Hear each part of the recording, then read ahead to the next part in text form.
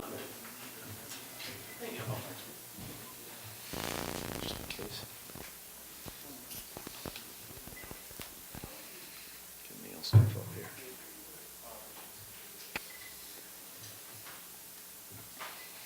More right there. All set. Yeah, see, it's technology for the old guys, kind of hard there.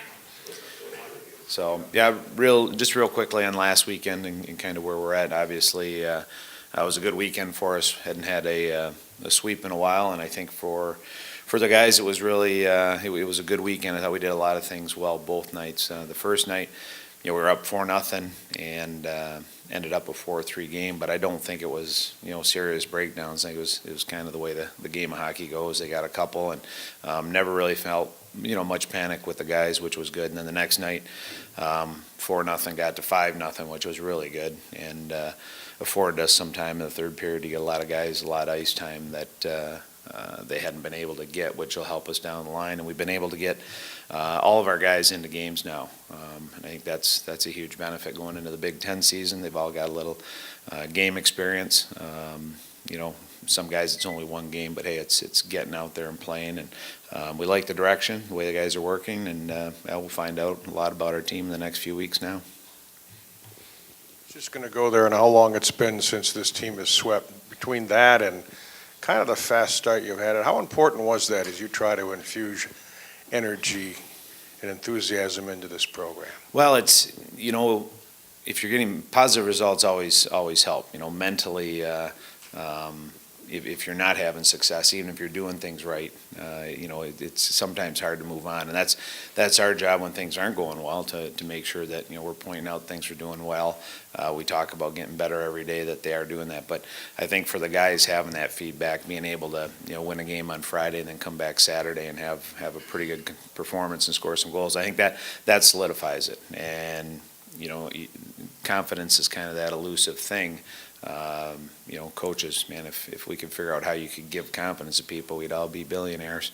But having some success, scoring some goals, doing things right, and coming out and playing better the second night, I think gives them all a little bit of belief, and that leads to a little bit of confidence, and we'll try and keep moving in that direction.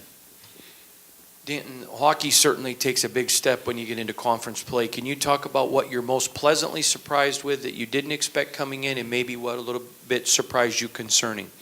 Probably the biggest thing is the amount of things that we've wanted to implement that the guys have been able to pick up on. And certainly in no area of the game would I say, hey, we've arrived, we're really good at this, and that's going to be what we really dominate at, or we can hang our hat on, other than I would say resiliency, poise, and work ethic, and that's a great place to start. But just offensively, defensively, the way the game's played up and down the ice, the way things fit together, they've done a real nice job. And as we've implemented some things, it's nice to see them go from a skill part of practice to a drill part of practice to a scrimmage aspect to seeing it in the game. And that's a rewarding thing for a coach to see the guys pick that up.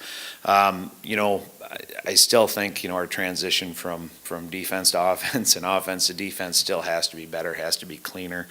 There was times, you hate to, you get into a game and you get a shutout, but there was times there where we were fortunate that the puck didn't end up in the back of our net. So, you want to keep tightening that up, and defensively we're going to have to continue to be better.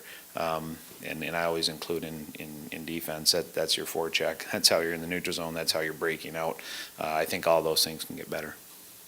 Dan, you headed the Big Ten season this week, 10 of the next 12 in the Big Ten. What's the challenge about playing up against Minnesota, a team that has, I believe, all 6 of their defensemen drafted, maybe 6, 7 forwards drafted?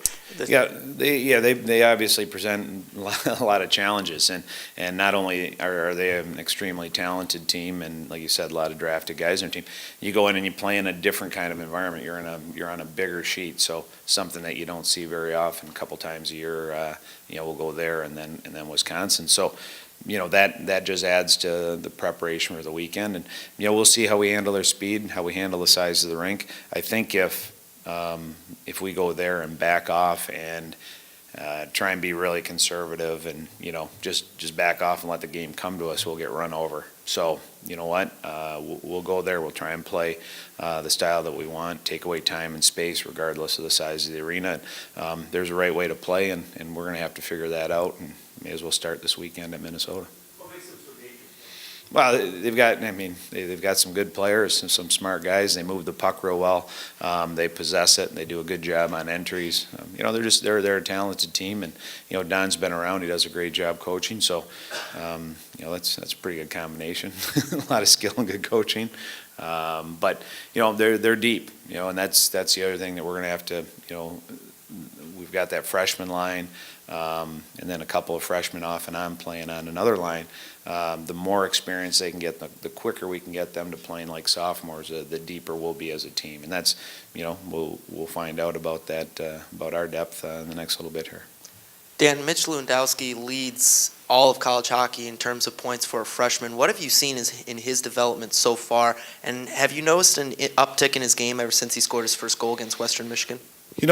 With Mitch, I think the known coming in with him was, that he could pass a puck, that, his offensive flow and his understanding of the game, with and without the puck offensively was pretty good. I think, to give Mitch credit, a lot of the things that we talked about in the spring with him before he came in, and then as he got here over the summer and was able to get some workouts in, was handling the nutrition side of it, handling the workout side of it, and really elevating his game. And he had an injury a couple summers ago, so he wasn't able to work out. And really last year with Chicago, he had such a great year, but really got going at Christmas once he was healed and going. So he'd missed a lot of workout time, and I just, again, give him a lot of credit, Coach Vorkapek a lot of credit, but there's still ways to go, which is what I kind of like, and that's just made him more and more complete. I still think on the defensive side he can get better.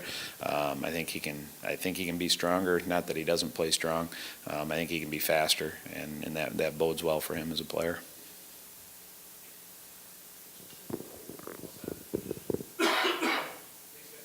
All right, thanks, guys.